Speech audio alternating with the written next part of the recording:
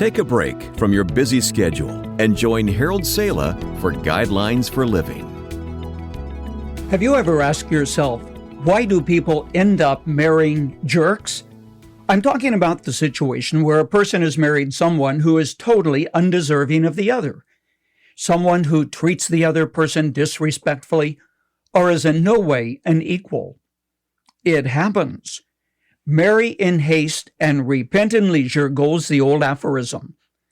No, I'm not talking about someone who is beautiful or handsome who marries a person who would never win a beauty pageant. That's not the issue. Beauty is as beauty does. Character and integrity are valuable qualities which go beyond external appearance. I'm thinking of the man who marries an alcoholic who can't or won't stop drinking, or the girl who marries a boyfriend who abuses her physically or emotionally. I'm thinking of the kind of a situation where kindness and love are only met with abuse and scorn. Individuals such as these marry thinking that all of this will change after they are married. True, those kinds of marriages should never happen, but they do happen, and situations develop which are extremely difficult to cope with. Sometimes people marry on the spur of the moment, not realistically assessing the character or the background of the other person. Sometimes people marry thinking that other person will change.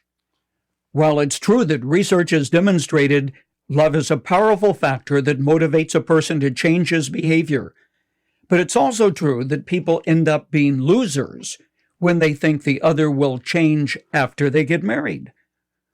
Only God's Holy Spirit working in our lives can change behavior. At other times, people marry beneath themselves because their self-image is so poor they think they don't deserve anything better. And of course, some marry poorly, thinking that they may never have another chance. Regardless of why people marry, the fact remains that marriage doesn't change people. It only brings out more of whatever is inside. Allow me to put it the way that I have often done when I counsel a couple before marriage. I tell them, as now, so then, but more so. And what does that mean? As now, how things are before you marry. So then, that's how they'll be after you get married, but more so. Whatever a person is like now, he or she will only be more of that no matter what it is. I'm thinking of the young woman who was engaged to be married.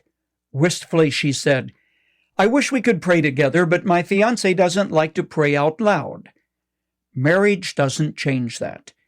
If a person very reluctantly goes to church before marriage, he will go more reluctantly, if at all, afterwards. If a person treats another with disrespect or abuse prior to a marriage, after the wedding bells stop ringing, abuses will increase. Of course, this works both ways. When a person is loving or kind before marriage, he or she will show only more of that kindness and care afterwards. Real love brings out the very best in the one who shows care and thoughtfulness before marriage. What can you do to avoid marrying a jerk? Realistically, assess what you see now, not what you hope to see later.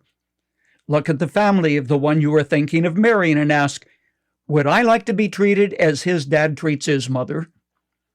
Realize heredity is a powerful force, and it is not negated by romance or marriage.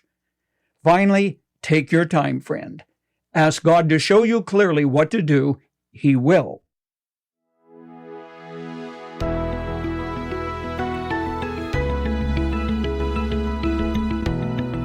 You've just heard Guidelines for Living. For more practical and inspirational messages, visit guidelines.org. If you find our devotionals helpful and would like to share them with others, consider supporting our ministry with a donation. Again, that's guidelines.org. Thanks for listening to Guidelines for Living.